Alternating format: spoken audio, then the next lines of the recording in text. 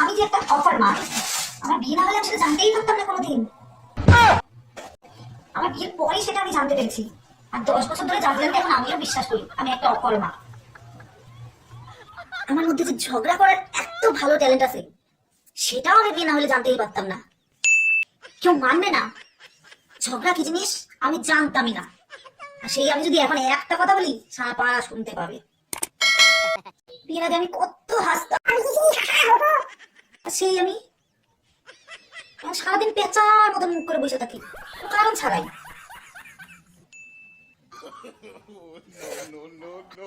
আমার সবাই বলতো আমি খুব শান্ত মেয়ে, রাগ কি জিনিস তা তো আমি জানতামই না। আর সেই আমি বিয়ে না হলে জানতেই পারতাম না যে আমারও খুব রাগ আছে। আমি যে এত হাত বকতে পারি সেটাও আমি জানতাম না বিয়ে না হলে। মাথার পরে এমন কিছু বোঝা নাই, চাকরি বাকরিও করি না, ঘরে সামান্য কিছু কাজকর্ম, এটাই বাচ্চা,